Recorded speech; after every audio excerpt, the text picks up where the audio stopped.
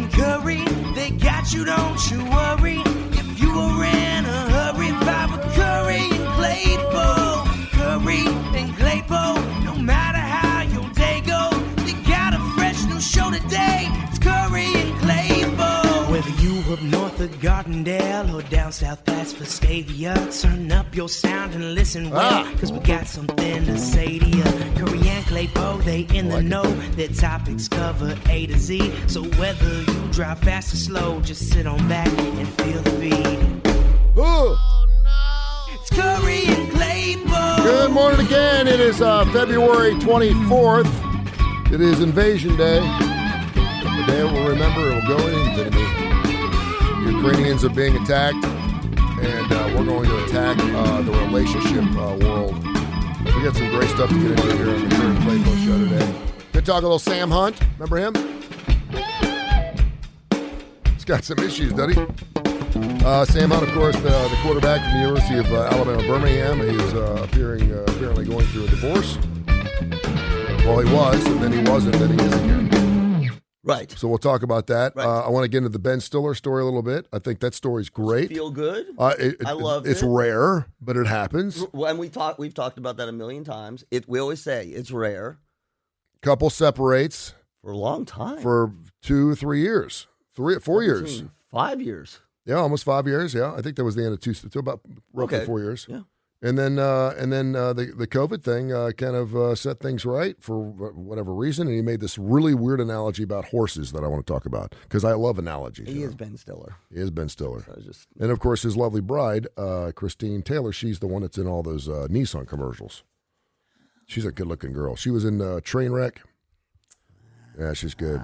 There's a Cam Newton story I want to get into. Anytime I get a chance to hammer on Cam Newton, I do that.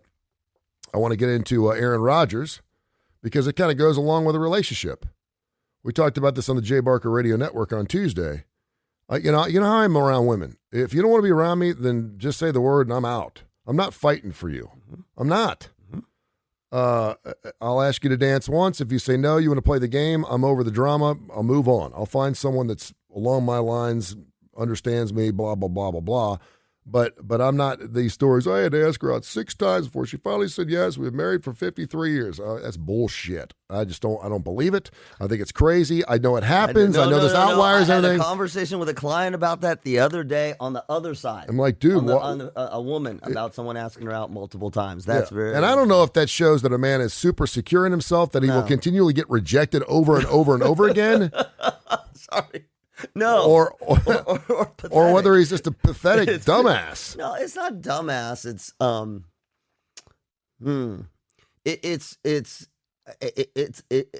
don't even know how to say this. It's a guy who is self-absorbed, but I don't mean in a sort of narcissistic way, but it's self-focused, right? He is seeing the world through his perspective.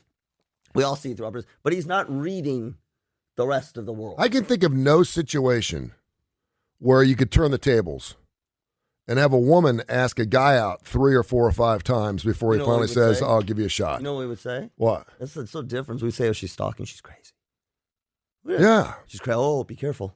Because a guy pretty much knows right off the bat, that ain't happening. I can see, because there's a lot more better looking women than there are men in the world. I can see where a guy could kind of grow on a woman. Guys just think they get their foot in the door, and then for all my inadequacies or my inefficiencies, I can work through it with my personality and my humor. She just needs to get to know me a little bit better. Guys are more cut and dry, black or white. Don't like the way she looks. Don't like the way she acts. And it's out. I got a client, generic client story, because it's very commonplace. We got to get into it. All right.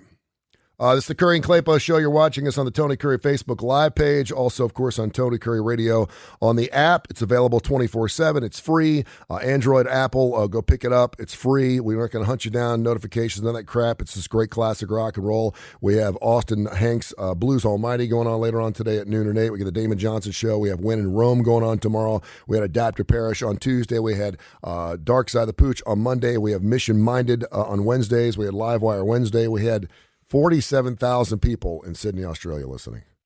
to the AC/DC thing last night. It was great. Yeah, that so we got that going on. Also want to get into Foreplay, which is the name of a brand new app. Oh, okay. It's not what you think. Play out the number 4, not the word foreplay. Okay. It's not nasty. Well, but it's a double dating app. It's an app for people that want to double date, which is great because people like me, I'm not sure I want to go back out there. I'm kind of anxious. We'll talk. So about you get a partner, a guy and a girl, and you go out and tag team somebody and go, hey, listen. So that's you come in as a couple. Yeah. They're not putting together. Like my 17-year-old kid, ain't really dating anybody right now. And I'm like, he gets together with his 6 buddies. They go to Topgolf. They invite 6 girls. I think and you great. pair off, and some of them get together, some of them don't. And that way, there's no anxiety. It diffuses the focus, which I think is great. Yeah, and there's no awkwardness because you're not just sitting there and you're like, is she going to say anything to me? I don't know. You got your buddies, so we'll get into that. And the best story of the day, though, I said to you this morning. Yeah. No matter, listen, we're gonna. That was so. I can't believe it. Well, I can. Well, yeah. The Russian invasion of Ukraine is super sad to me. At least Joe Biden got that right. He knew that it was coming, and they're playing it, quite frankly, perfectly. I don't think Putin cares about economic sanctions. I don't think he's got money buried in the backyard. He doesn't. It's not going to affect him. He doesn't. We know he doesn't care about his people. Doesn't care about his cabinet. Doesn't care about anybody but himself. And we realize that he's a demonic, evil person. We know that. That's what saying. That's what they're saying about us. Yeah. Well, and that's really difficult to deal with crazy, right? It's really difficult to deal with someone that's not thinking right because we could sit there and through all the sanctions, we could just cut them off. It's just going to hurt their people. He's going to still be living fine. He's going to be sitting on his $500,000 gold-plated toilet. He doesn't give a rat's ass. And the fact that he's got nuclear capabilities, we're kind of in this situation where like, okay, do we really want to get involved in this? But knowing that we need to nip it in the bud because as they move through Ukraine, and you got Poland, you got Germany, you got the rest. And really, I don't know what else Europe's doing. If this was, for example, Mexico wanting to invade Colombia or somewhere down in South America, it's a little close. Right. It can affect us directly. I don't really give a rat's ass about $4 gasoline at this point. It's going to affect us. Really? That's what we're worried about is the gasoline prices? It's $3.50 a guy. I don't really care. I'll start walking. I don't really care about the gasoline, but it's a much bigger picture for me. Yes. And so it's freaking me out a little bit because we've seen this story before. Yes, we have. And it's really hard to believe that in the year 2022, I watch a lot of History Channels. I watch a lot of Civil War stuff. I'm watching the Abe Lincoln documentary on the History Channel, which is fantastic, by the way. It's great. I'm watching it. And as long as we have leaders, as long as we have countries, as long as we have borders, we're going to have wars. I get that. But to see this now and to know it's the biggest invasion since World War II is a little it's unsettling for me. It makes me a little freaked out. I don't think anything's going to change around here. I don't think the United States is going to fall apart. I think economically it's going to affect us. I think we'll work through it. But this is one of those things where if we give into this, then it's only going to get worse. And on top of that, we can't send troops. Right. We got troops all around it, but we can't. Exactly.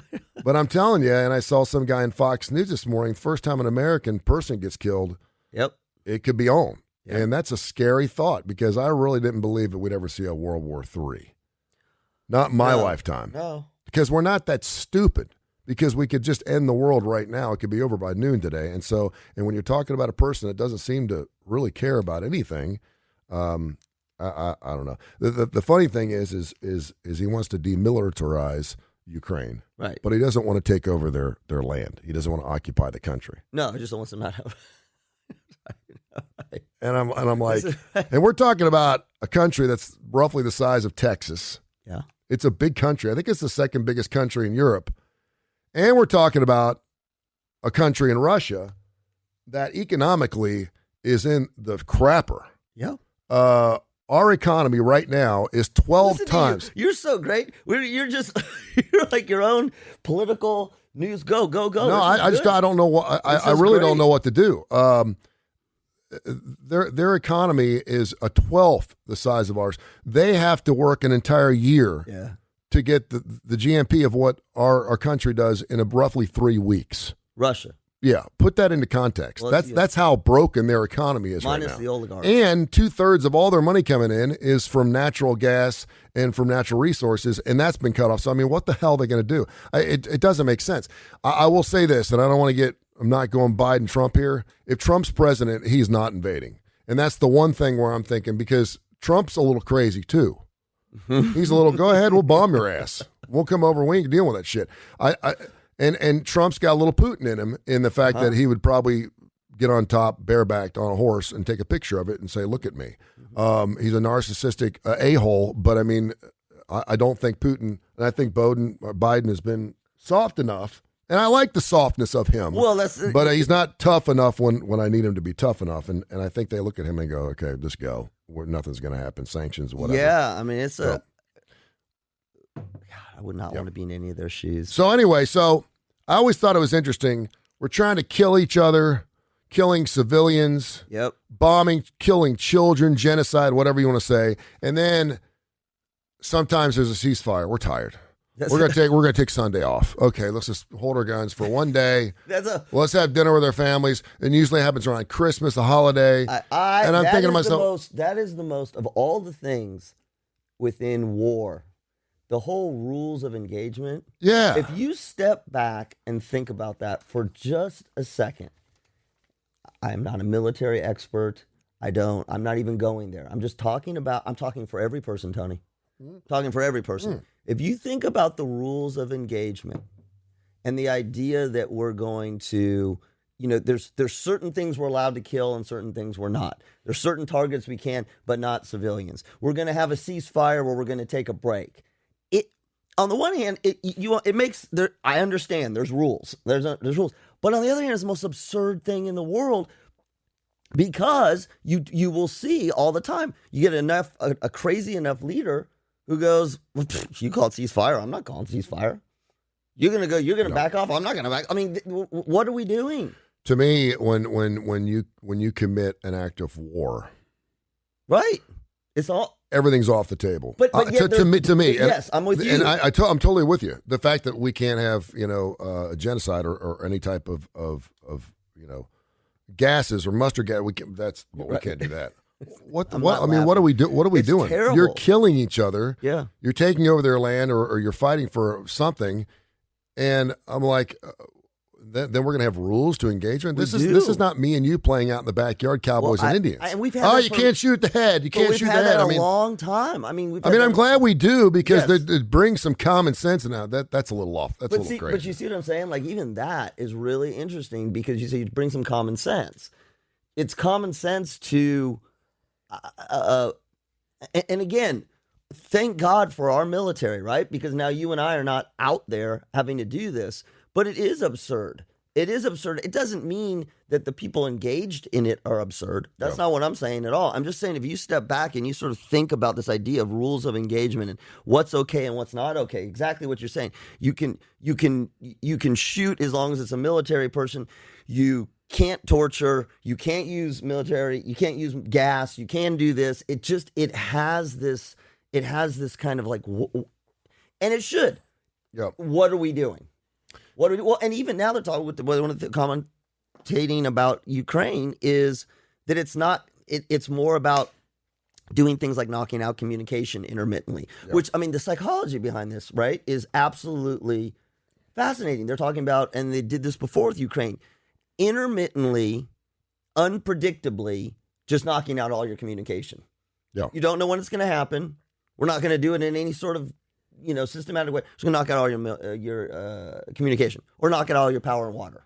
And then you throw in the Ukrainian president, who I saw last night before, I guess, the council, and was talking about.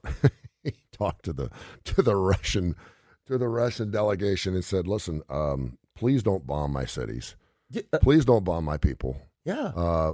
He knew they were coming, but please just don't target, civilians, this, that, and the other. And he goes, "Get on your cell phone. I know you have a smartphone. Pick it up and call right now." He goes, "Well, wait. Just go out in the hallway, make that phone call. And if you can't make that happen, then we need to get somebody in here that can." This is a guy that's a comedian. Yeah. Stand-up comedian, television star, new to politics, and obviously he's under the gun.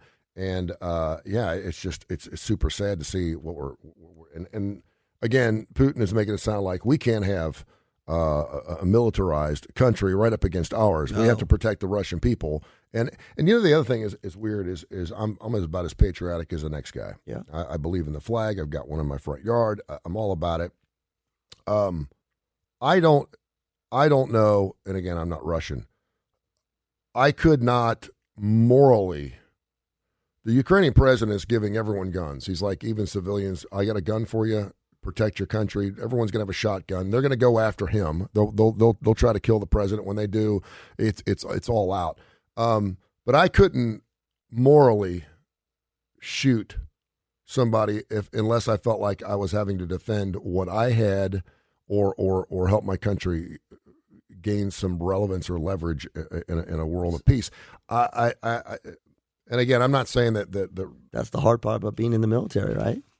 Yeah, I mean, that's the hard part about being in the military is, and I mean, we've seen it historically. What do you do if you have enlisted and you are there and you're there to serve to do your job, and you're being asked to do something that personally doesn't sit right with you? You understand that it's part of the job.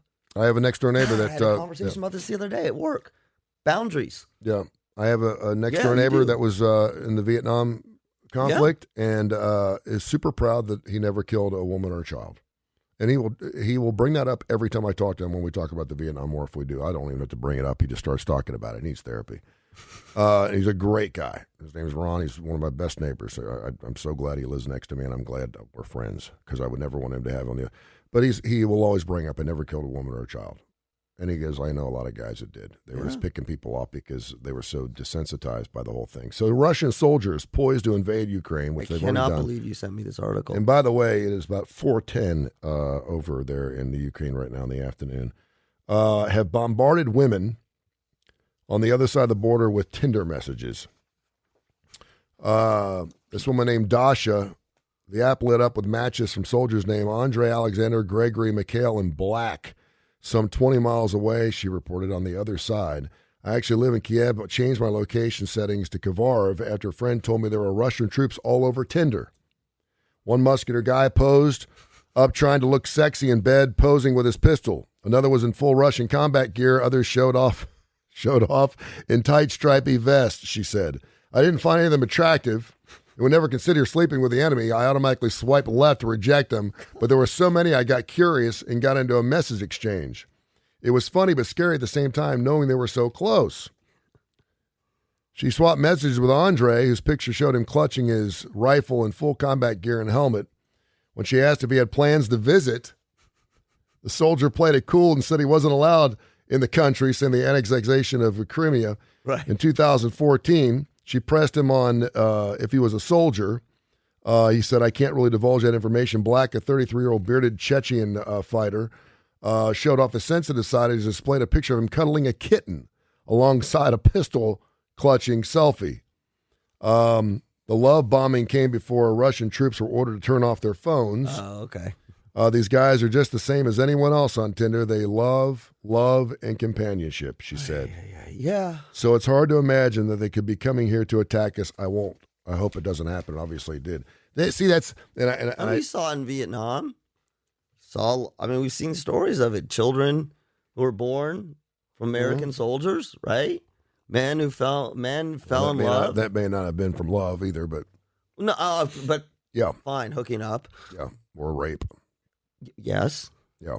But not in all cases. No. The difference is we have there's technology. When you sent that, on the one hand, I was like, are you kidding me? And then as soon as I said that, I was like, no, of course, makes total sense. Makes total sense.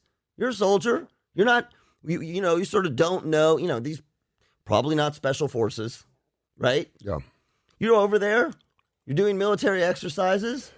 You're hanging out. This is diplomacy at the most basic level. Hi. Yes. We're human beings. Right. So say, for example, you are a Russian soldier and you've hooked up with somebody on Tinder in the Ukraine and you haven't met her yet, but you've had this, and I'm sure there have been because the countries are side by side. They can travel back and forth, or at least they could. And you've got yourself a 2 or 3 month relationship with this person. You've gotten to know her and her family a little bit. You've never seen her, but you send pictures to each other, and then all of a sudden you're going in to attack their country. Yeah. And all of a sudden you run into this woman in the middle of the street holding a shotgun. Are you going to shoot her? That's a great movie. That's a great movie scene. I mean, are you going to kill her? No, I don't know. I know. That's where, we either fight out of love or fear. But I mean, that is where, not to get overly deep, right? That's where the humanity and absurdity of what we're doing kind of combine, right? That's where they butt up against one another.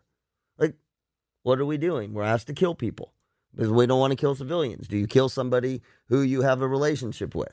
I mean, again, it is, you almost sometimes have to shake your head and go, what are we doing?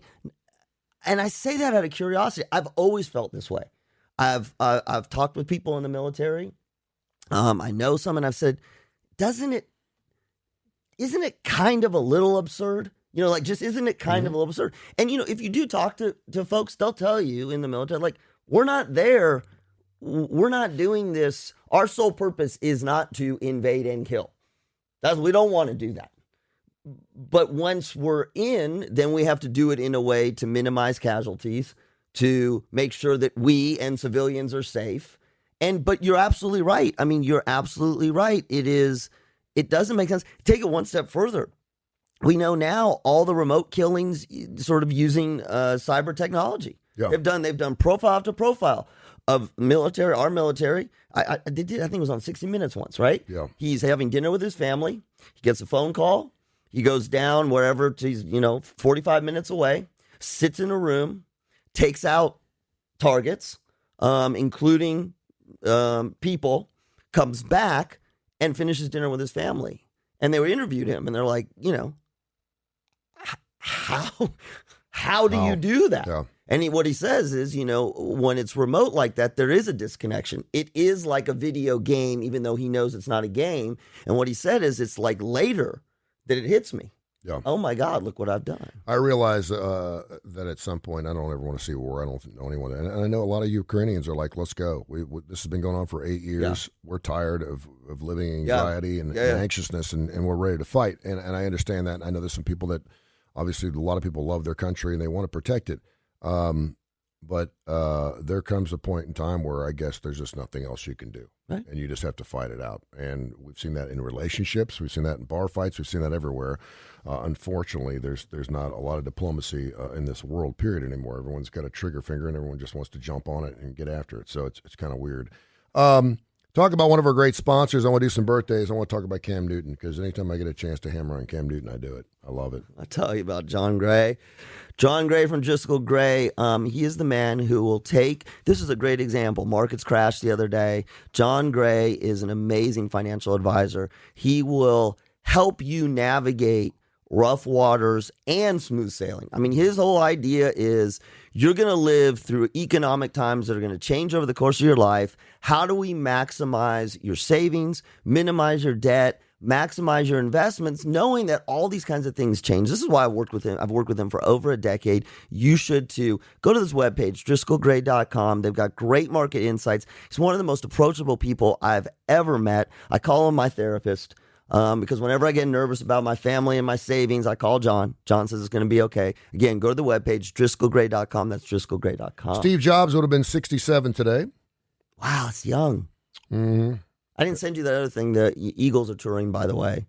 And they're Eagles are touring, and they are making old men jokes about themselves. Mm-hmm. They're touring. They're all in their mid-70s. I know it. They still sound good, too. Well, that's what they were saying. That's what they're saying. On this date in 1976, and you didn't even know this, they received something that no other band had ever received. Do you know what it was? Presidential medal. It was the first platinum record. Platinum. I do. Back in the that was my second. Yes. Back in the 70s, yes. Everyone was getting gold records. Everyone was buying so many records. It was the first platinum record for the best of from the Eagles, 1976. Floyd Mayweather Jr. turns 45. Kristen Davis from Sex the Civic, 57. Phil Knight, Nike founder. Oh, he's 68. 84.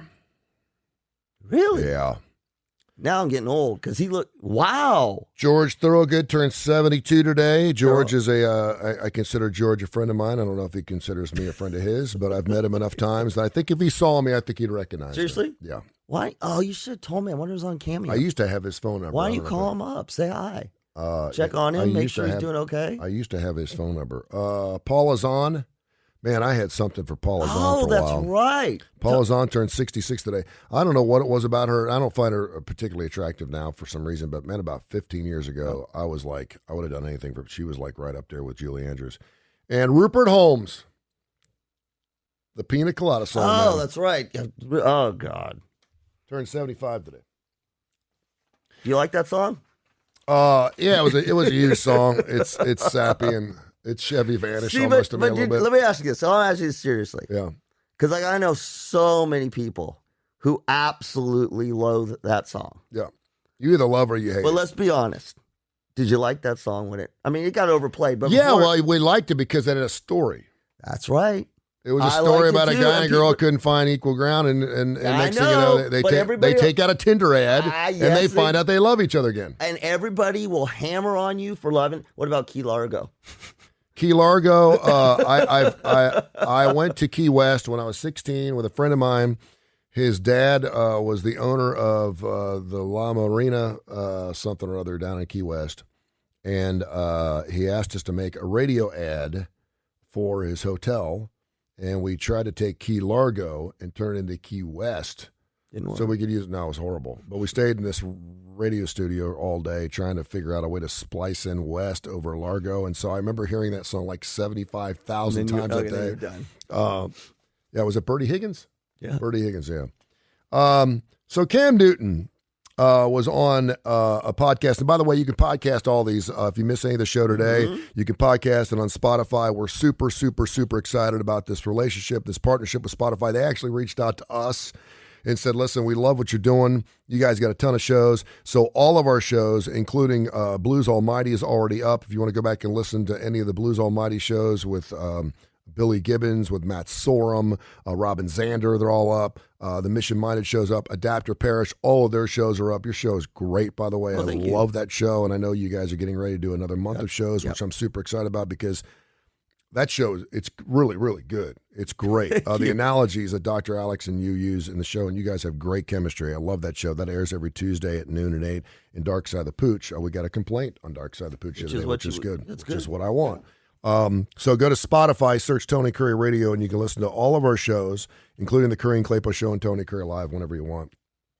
Cam Newton was asked on a podcast called Funky Friday. It's a YouTube series about why he won't marry the mother of his 4 biological children.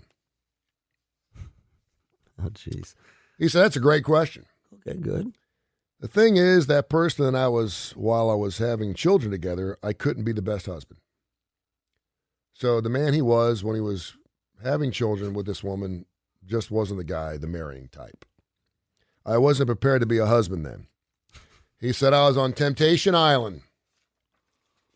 A football player, young. It's already. A football player, young, lots of money. No is not even in my vocabulary at that point in time.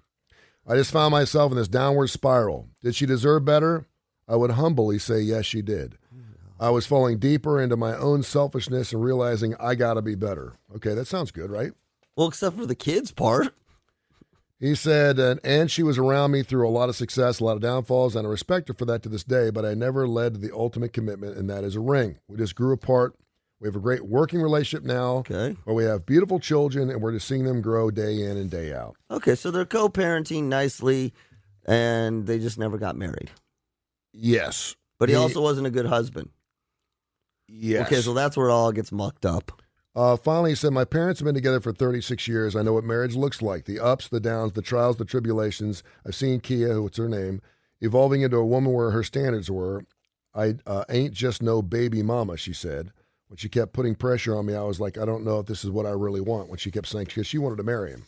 Because they had 4 kids together. And she's got a 5th child who he believes is his as well. It's just, just can't. There's no. So I get the whole, because I've been through a divorce, And I thought I was trying to be a good husband. I did the best I could, and now looking back, I could have done things differently. We all could do things differently, but I've always considered myself a good dad. And I understand where you go through a relationship and you go through a divorce and a breakup, and the woman says, you're a great father, but you're a horrible husband. Mm-hmm. Agreed? Yes. So I understand. I kind of understand where he's coming from. That he was never husband material, but he was baby making material. My whole question is, why are you making babies?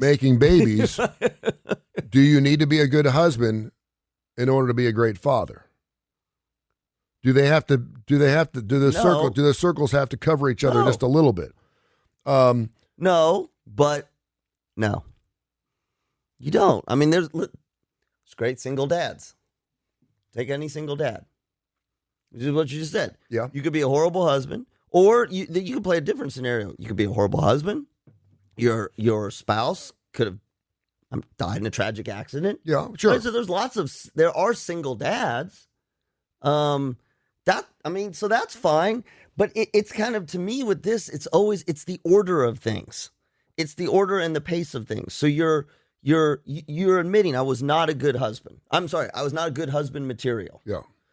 So what's strange to me, and I'll really twist myself on this one, I'm not good husband material. I could be a great parent, and I could be a parent with you, and we're going to have kids. So it's almost like we're going to have kids and be divorced to begin with. Yeah.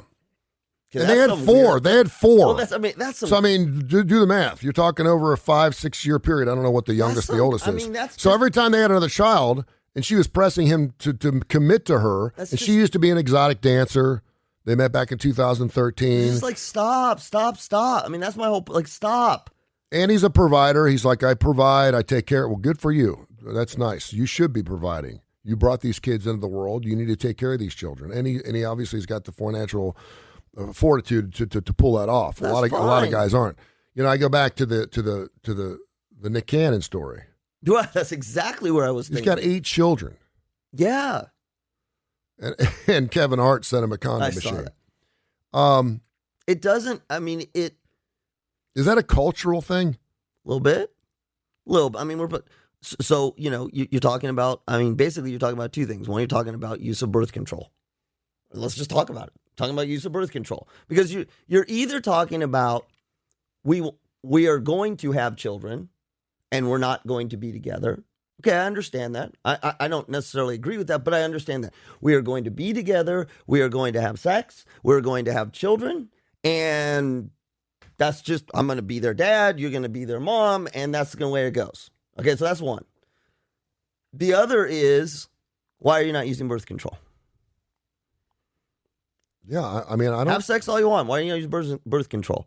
Again, you can get. I mean, outside men who are madly in love with their wives that want big families, I don't know too many guys that want to bring another child into the world. Mm-hmm. Not for sake of just having a child, not unless of course they want to have lineage.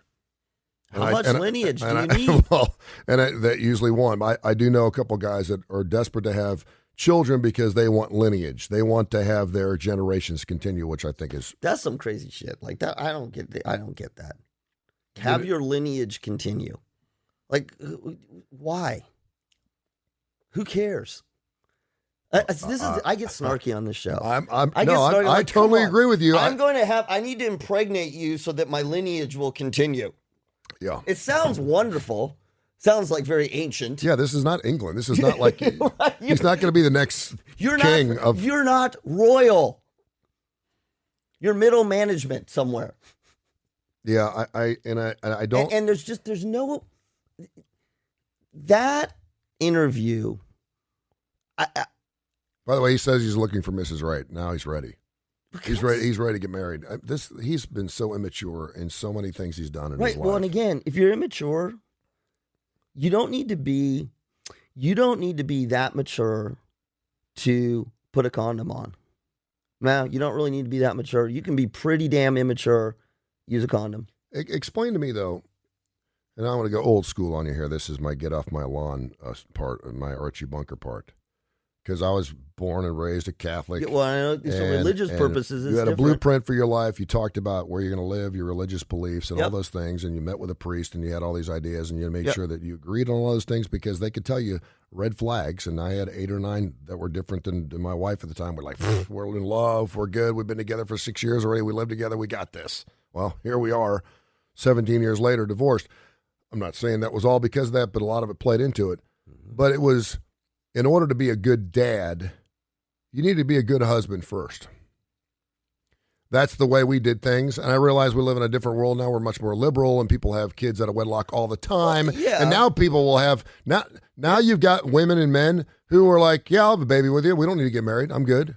I'm like, okay, there's a lot of discussion that needs to come in. He's Cam Newton. He's worth millions of dollars. So the financial part of it, which is the biggest part for me anyway, or the deadbeat dad aspect of it, are you going to be here for my child while you're playing football 3 or 4 days a week? Are you going to be here? And we hear this all the time from NBA players. He's never around. He hasn't been around 3 months. Well, because he sends me a check, but he hadn't seen his boy since last April. I'm like, that's sad, man. That is really super, sad. super, I mean, super it's sad. sad for the woman, but you're bringing a child into a confusing at best set. Like, it's completely confusing. So what part of, if you can be a great dad and a lousy husband? I mean, you can, but you got to try. But the problem with this is you didn't try to be the husband yet. But there are attributes, part of being a good husband, that carry over to being a good dad, right? Yeah, you can't be. I mean, yes, but. In other words, how can you be a great dad and not be a decent husband?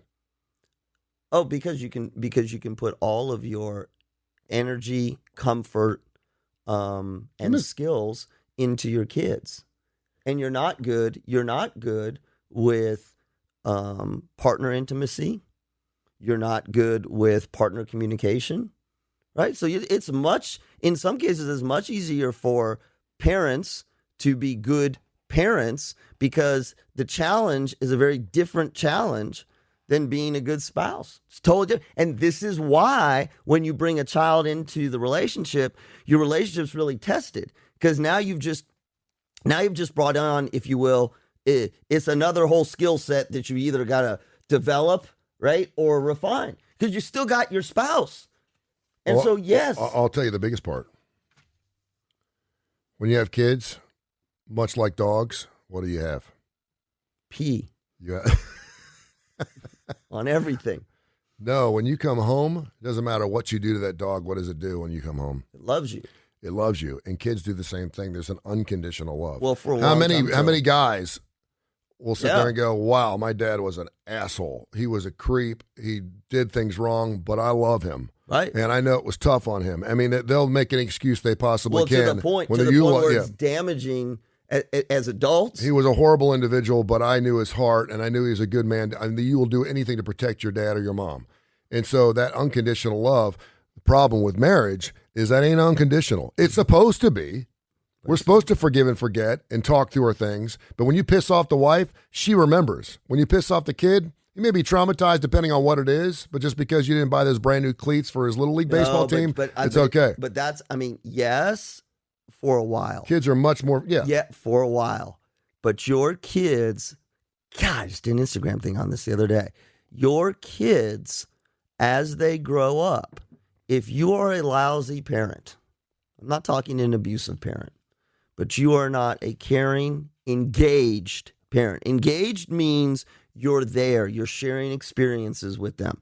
It also doesn't mean it's overboard. You're not a helicopter parent. You're not that. But if you're not, then what ends up happening is over time, your kid grows up and they're conflicted. Here's the conflict.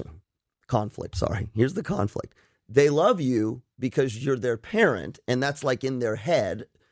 But what they are struggling with is you're an asshole, or you're not present, or you're not. And I see that you see this a lot. By the time they become adults, they're going, okay, my parents, my mom, my dad, whatever, were horrible.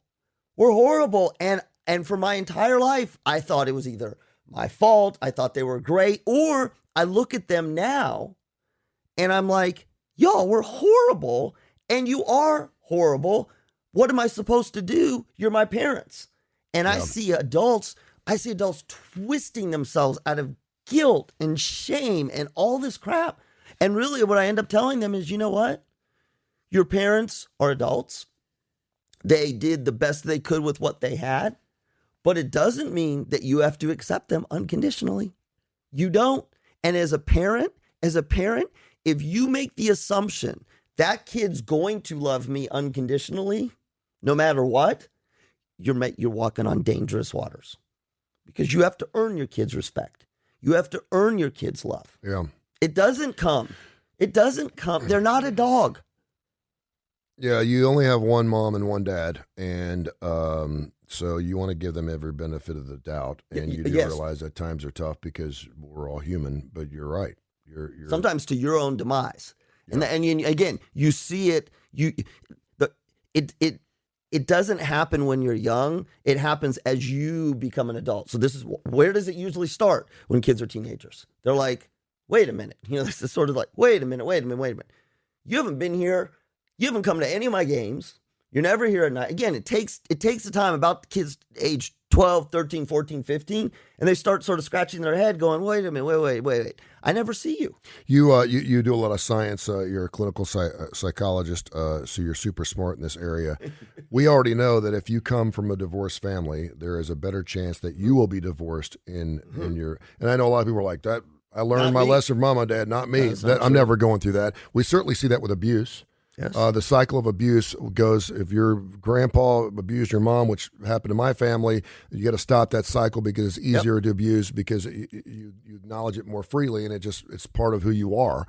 Do we see that with single moms and dads? These 4 kids, I think they're boys. Right.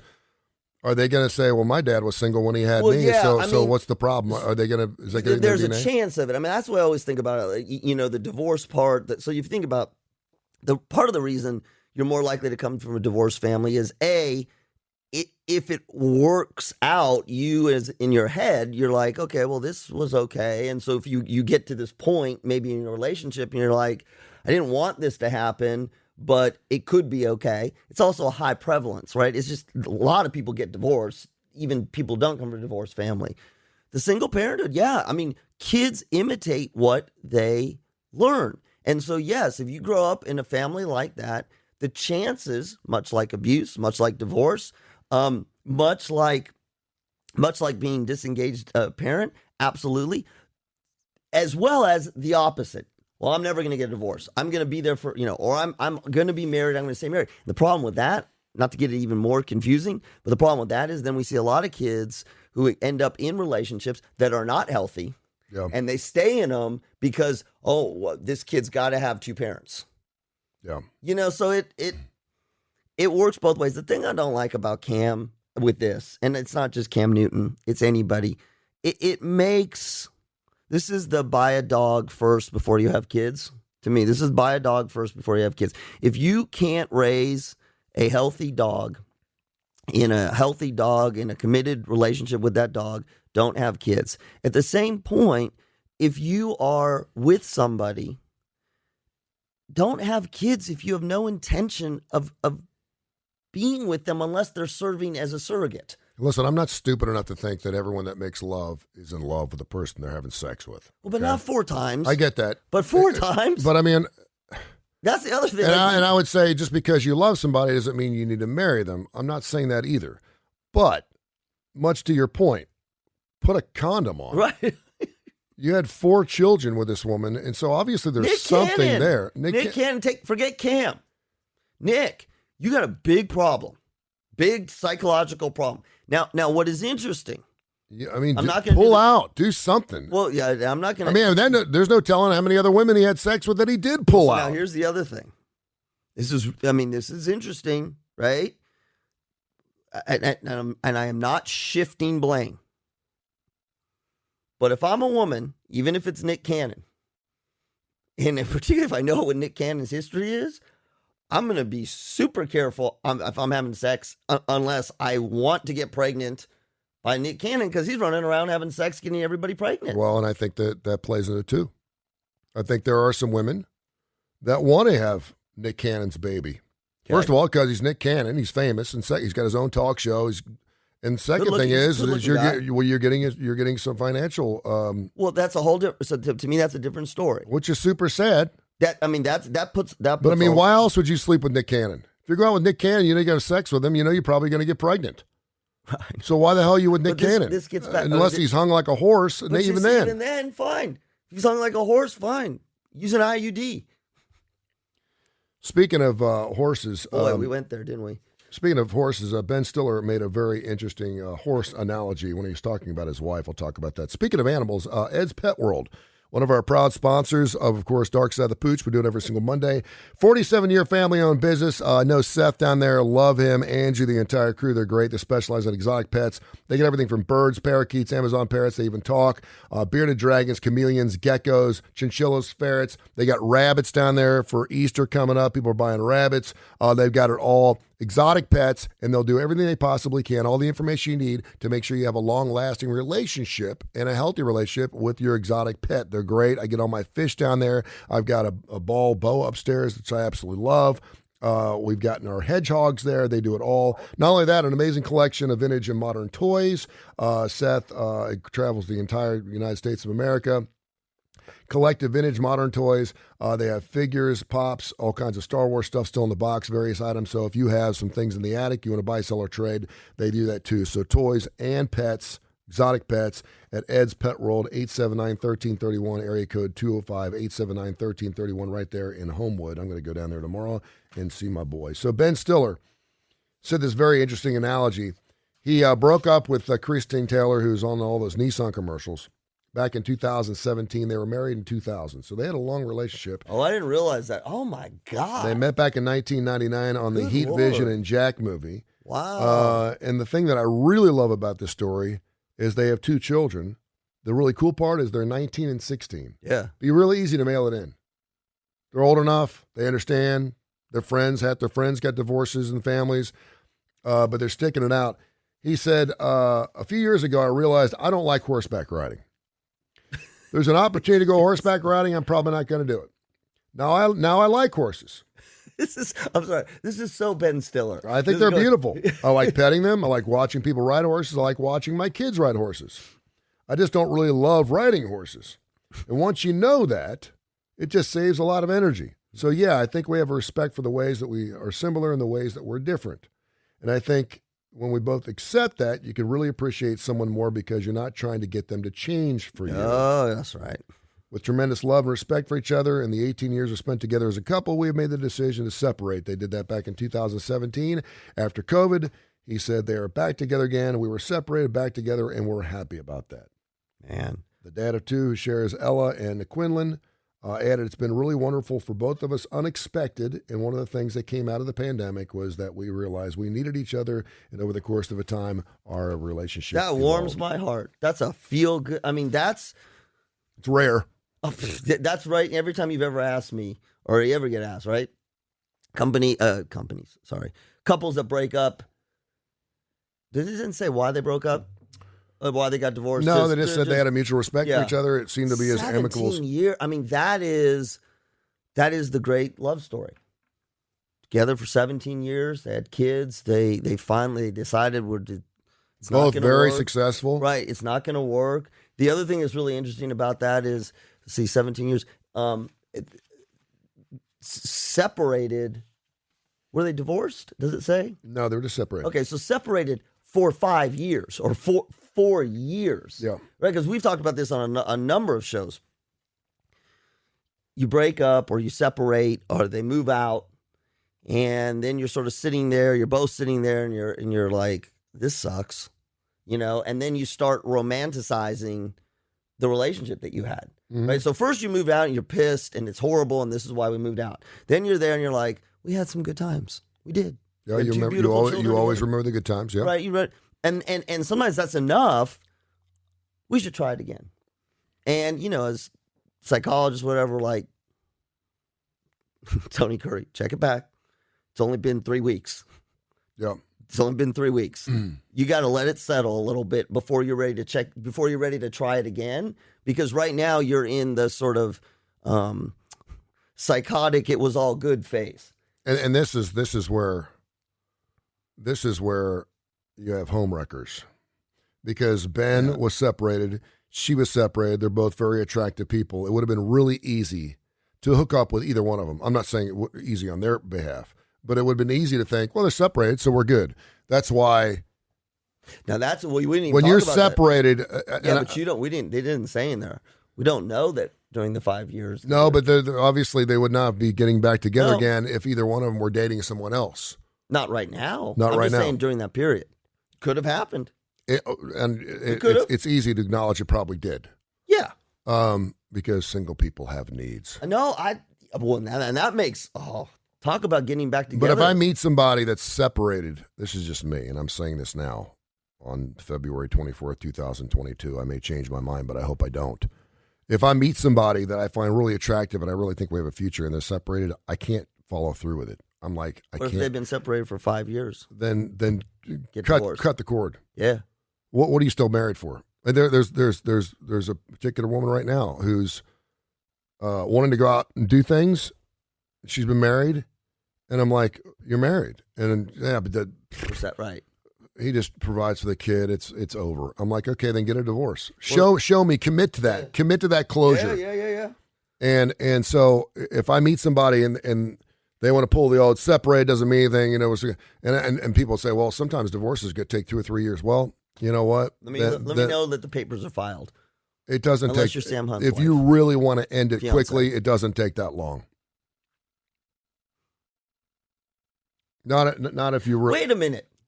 Now this is talking. Sam Hunt, which we're going to be talking about. It says it's his fiance, right? No. So he's been married for. Sam Hunt is married to Hannah Lee Fowler. He is married. Okay, I was thinking it was his fiance is pregnant. Sam, of course, was the quarterback at the University of Alabama, Birmingham. Turned into a country star, "Body Like a Back Road" song. Great song. And evidently, and this is where we kind of got duped, because Hannah Lee Fowler, who is his pregnant wife, she's about ready to give birth. She filed an initial petition of divorce. Right, and then headlines, and then she removed it. She removed it like the next day, and you're like, okay. Now it's interesting. All right, then. And then we found out that she filed in the wrong flipping county. That's what I texted you, billable hours. And I, her initial divorce filing took place at 11:43 a.m., but she submitted a notice of voluntary non-suit less than 3 hours later. Because once it's in, that's the problem. That's part of the reason she had to do that. And once you turned your paper, and once you refile, you can't go back again. You know what it is? This is so terrible. I wouldn't say this on Fox. This is, you know what this is? Do you remember this from high school? All right, you finish your exam. You turning your exam in. Wait. I just need to. Nope. You turned it in. Yeah. Can't get it. You can't get it back. Yeah, in Tennessee, you cannot file. You cannot file for a non-grievance divorce. Right. In other words, she's done. She's done now. Now she's filed it the second time. They're getting divorced, or it's going through the process. It'll go through the process. Yes. Yeah, she can't pull it back off. Which she sounds like she didn't want to pull it off. She just had to do it because it was the wrong. But because county. they're famous and made headlines. Good lawyers, good divorce lawyers. She's an Alabama-born nurse. Alleged that Hunt, 37, is guilty of inappropriate marital conduct and guilty of adultery.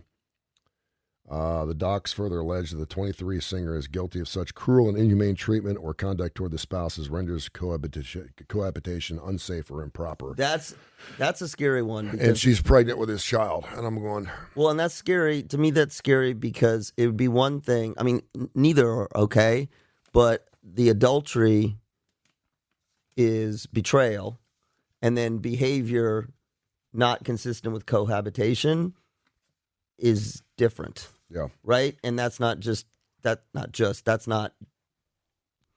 different than cheating on your spouse. You got a call coming up here in a second, so we only have a few more minutes, and we'll be live on Fox 6 on WBRC with Janice and Toy and Dubs and Mickey and all those guys at 9:35 this morning. We'll be talking about this. Yeah, they just texted us. They said they need a little break from Ukraine. Good. We'll talk about that. I got a great Ukrainian analogy that I want to use for Sam Hunt. Oh, it's perfect. It's good. It'll fit good. Okay. It's not like a Nazi thing or anything like that. You make me so nervous. I'm glad I do. Watch at 9:35 and watch me make Dr. Josh really nervous. Real quick, Aaron Rodgers. Are you over it? If you're the Green Bay Packers, are you still working? Are you still doing everything you can to keep him, or do you just give a rat's ass? I And go, think you know what? Here's the difference. Here's the difference. This is just like a relationship, right? This is the woman that comes in and says, listen, I need some time to think this out. Okay. You're madly in love with her. You want her to stay around. Yep. You love everything about her. You're doing everything you can to keep her around. I've changed my work schedule. Yes. I've changed my friends. I've done everything I can. I'm giving you all the resources. This is such a great analogy, right? I'm doing everything I can to keep you around. We'll redecorate And- the house. We're going to give you a man cave. And your friends are going, what the hell, Sorry, we're gonna dude? give You're you giving one up your therapy." poker night. You're giving up your trip to Vegas. You're giving up everything for her. She's using you. And she's still sitting there saying, I need more time. I need more time. I saw Lewis Riddick on yesterday. Go like, screw this, man. What are you going to do? Are you in or are you out? Well, are you going to play? We already went through this for a year last year, and we brought you in. What's changed from last year this time? And you missed the OTAs. You missed those things. People don't love you as much as you think they do. What more can we do? You got a $46 million cap. Devontae Adams probably get franchised. We're going to do everything we can to keep. We're giving you the whole house. We're doing that, and you're telling me that you're before the free agency deadline. I'll let you know in March. Why? What are you doing? In the meantime, he's posting IGs about how much he loves the Green Bay Packers. He's had a great run, which makes it look like it's going to be over. And then he backtracks a little bit on the Pat McAfee show. I'm like, what more do you need? And at some point, you have to have your pride. And I know pride is one of the 7 deadly sins, but you have to go, you know what? We got Jordan Love to take over for you. We know eventually it's going to have to happen. And I've had enough of your shenanigans. Are you in or are you out? I want an answer. Yeah, but this is diplomacy and negotiations, and I think here's the thing. Even with ESPN insiders, the vast majority of us are basing this right off of here's what was said, or here's what we heard was said, here's what Aaron said, here's what he posted on Instagram. It's again, you went through a 12-day cleansing process. But that's fine. To help him think clearer. So now Whatever. the debate is Weirdo. right now. The debate is he toying with us? Not just the Packers. Is he toying? Is he toying with the public? Yes or no? Is he just sharing his views? Yes or no? Don't know. Don't know. We're all speculating. And the thing that here's the thing that I say, because we get sucked up in this. We like to get sucked up in this. Unless you're there, standing right by him in the negotiations, you don't know for sure what is being said and what is being done. You do know the pieces that have been made public. Here's what we've offered him. Here's where he is. That's all we know. But think about negotiating a deal. Think about Ukraine and diplomacy. There is all kinds of stuff going on. And so, I don't know. I would believe either story. I would believe that Aaron Rodgers is just toying with everybody, right? And just messing around in terms of messing around on the road. Control. I control this. That's one. We know he does. He does. Well, but the other is he's controlling it and he's negotiating for what's best for him.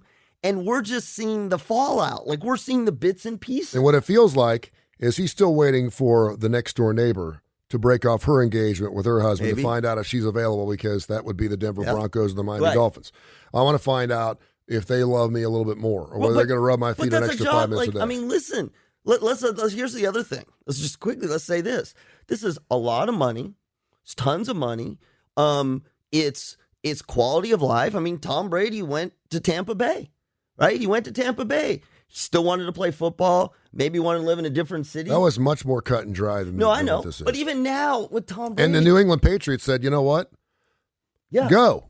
Right. As a matter of fact, they told him to leave. And now they got Mac Jones, and they're going to be a playoff team for the next 10 years. It works out. Well, yeah, if I'm the Green Bay Packers, at some point I'm running a business here. I can't wait any longer. I have to move on from you. Well, and I'm giving him a date before the NFL free agency deadline and say, listen, why do we have to wait till March 12th or 14th or whatever it is to get through this? Can we just move on? We've sat down. We've done everything we possibly can do. There doesn't seem to be anything from the – and you ask Green Bay Packer fans, they're torn because they know what he's doing. He's playing with their emotions, but at the same time, they want to win a Super Bowl. And he hadn't been to a Super Bowl in 11 years. I'm just going to say this. He is doing what he needs to do for him, and the impact is on the Green Bay Packer fans. Again, this is his job. This is his job. You're saying he's toying or he's playing with their emotions. He's not. He's doing what he needs to do. That's how they feel.